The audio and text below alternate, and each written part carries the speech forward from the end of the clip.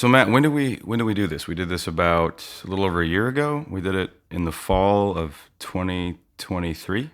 Is that right?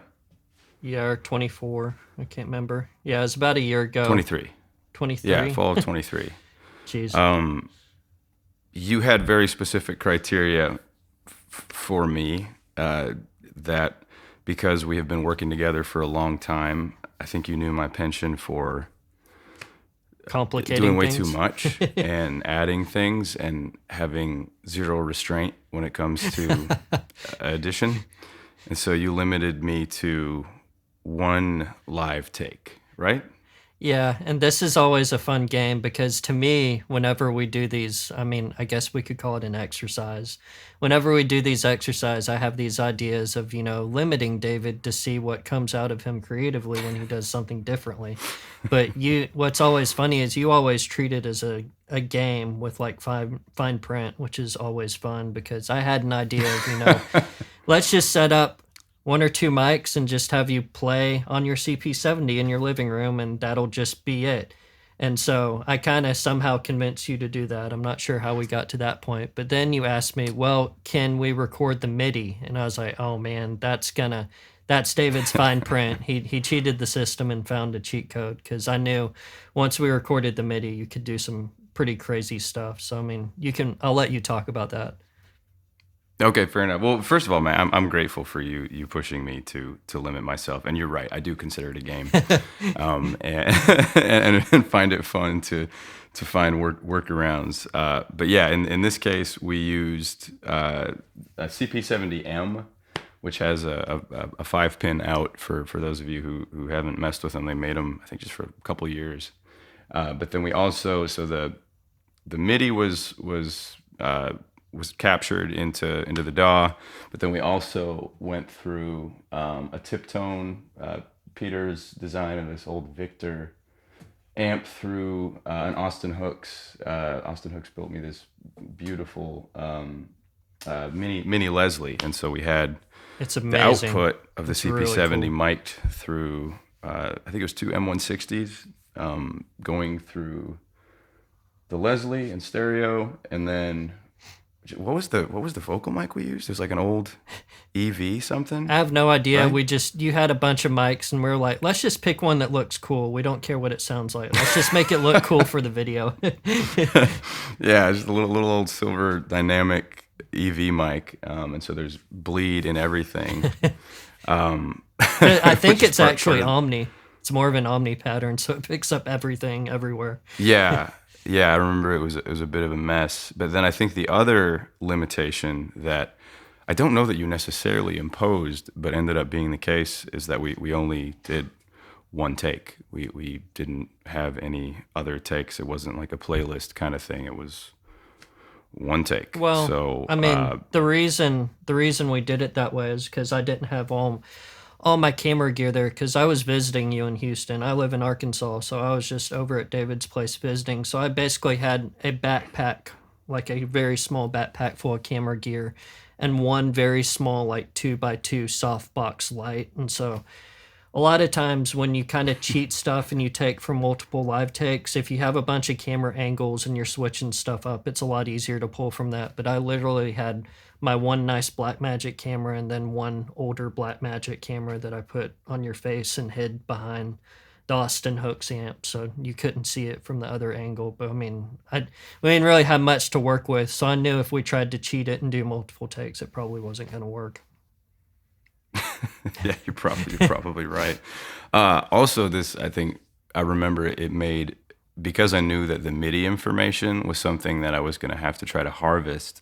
It forced me to play a lot simpler, just because I knew if I was going to be turning this into weird, sub synths and stuff like that, I couldn't play a little more innately, Yeah. and so it was weird having to think about weirdly the restraint of playing less so that you could expand it more. Does that make sense? Oh yeah, and I mean, what made it even more difficult for you was that MIDI's fun because you can trigger all these different sounds and layer things, but like we weren't really sure what those sounds were going to be when we were recording it. Like we didn't have all that set up. You can do it that way. It's just more complicated. So No, triggering the absolutely MIDI not. stuff was an afterthought. So yeah, it forced you to play simpler and kind of think about how it might be once we're done.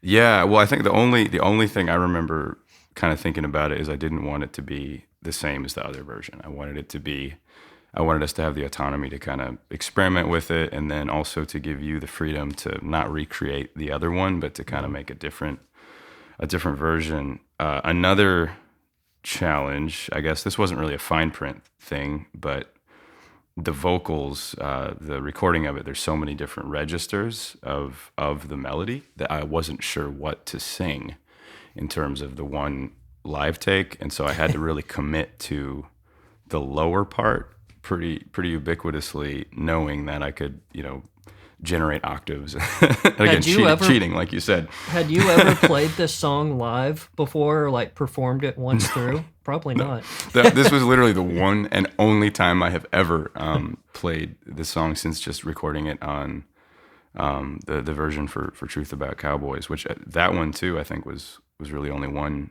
take that ended up being the thing, which maybe makes me an underachiever. I should probably try a little harder. But yeah. Well, then the filming component too, Matt. You did.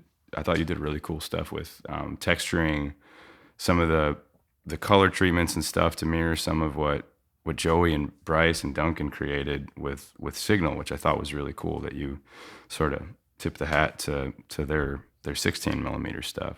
Yeah, I mean, you kind of have to steal from the best. And I mean, Joey's amazing. I mean, so I'm shooting all this digitally, and then I'm using a film emulation program called Dehancer that is really amazing. If you're nerdy, check out Dehancer. But they've actually gone through and figured out all the different stuff for different, film formulas and stuff. So literally, what I did was like, I mean, I stole all this from Joey because Joey had kind of walked through how he shot signal stuff and all the tape stocks that he'd use. So like, I went through on Dehancer and just used the same like Vision 3 tape stock that he did and kind of looked at how he color graded stuff and tried as close as I could to match it. But when you shoot all this digitally, like you can get away with murder in a lot of ways because you have a lot more leeway and just, in terms of how you edit and how much you can push your edit. So, I mean, if we would have tried to shoot this the way we did with the lighting and everything with a 16 millimeter camera, this would have never happened. Like, this was only possible because, like, I cheated and did all this after the fact. But yeah, it was. Fair enough. Yeah, and then 5 pin is 100% cheating the analog world as well. I also love that you said tape stock Yeah. instead of film stock. Oh, It yeah, speaks sure. to no. It speaks to you and I's you and I's kind of world of that. But it's the same thing. You're finding ways to mirror the analog component in a digital facade fashion. Like, but I think it's surprising, man. I feel like a lot of those emulations have come a long way. But yeah, you did a great job on it, Matt. I can't believe too. I mean, we did that in 15 minutes or something like that. I mean, maybe Yeah. that's an exaggeration. I think your setup was a little more expansive, but it really wasn't Well, much. Do you remember how long it took us to do this? no, because a lot of it was waiting for because most of the lighting is natural light. I used one support light for that little soft box that I brought with me in my suitcase, but most of that's just the natural light. So a lot of it was hurry up and wait for like the clouds to hit perfectly. So we had like a 5 minute span of like the clouds being a softbox and the sun just not, bursting through the window and ruining everything. Yeah, or my boys running in and adding some additional audio to at least I think one of the earliest versions of it. But well, thank you for doing it, Matt. You did a great job on it, man. And maybe I'll do a separate thing to show just some of the virtual instruments that I used on it. Did you end up putting this through tape stuff at all, or not really? I tried because I figured if I was going to do the film emulation, I'd try running it through the tape machine because, I mean, I've got the Atari sitting behind me right now. But um, when tape and analog is an afterthought, sometimes it adds something magical and sometimes it just screws stuff up. And so with this song, David had already created so much, like, you had created so much cool, like, layers and stuff that were probably already going through a bunch of distortion and stuff. It's just I tried running it through the tape Right. machine Yeah. and Sorry about it that. was no, it was fine. Like that's the thing. Whatever you did worked great. When I tried to run it through the tape machine, it was just a little too much color, so kind of left it off on this one. Fair enough. Okay, so question for you, and to be clear, I don't know how I would answer this either. But if you were to do this again, uh, kind of knowing what the outcome was and some of the limitations and whatnot, is there anything you would do differently? No, that's hard to answer because again, like whenever I try to set limitations on you, I have a mindset of this is going to force David to be creative in a different way. But again, you kind of approach it as a game and find a way to like do something a little bit different than what I had in mind, which again is part of the process. It's just always funny how things happen. So, I mean, in this case, no, like it was just a Fair combinations enough. of a few mindsets and ideas, and it ended up happening the way it did. And I think it was cool. Fair enough. Man, yeah, from a performance and like production standpoint, being limited to a single live take is shockingly, you really have to think about it a lot more, I guess. You can't just sort of layer and not have a strategy. I think the only thing I would probably change is just some of the registers I played on the CP70 for a couple different parts. If I would have known what I was going to have to do trying to bring out some of the sub information, I Yeah. probably would have just changed some of the voicings slightly. Yeah, because But that was one of the mix notes you gave me when I did the first mix was, can we add low end in these spots? And I was like, we can overdub something really easily. But yeah, you played so far up is it's like cheating. It's I cheating. can, but Yeah. it would be cheating. But I think what's hilarious about all this is like the MIDI component seems like this very complicated new age high tech thing where we can layer all this stuff. But I mean that CP70 is from the 1970s. Like I mean theoretically Yeah. we could have done this, 40 years ago. Yeah, I don't know that they would have had the VSTs that we did, but then again, they could have printed that through, The real versions of the actual. VSTs Yeah, you use. they could have printed it through the actual synthesizers. Which, man, that would be another challenge for another day is to only use analog prints for the VSTs to actually print it through all the actual analog synthesizers and drum machines and whatnot. And record straight to But tape. next time.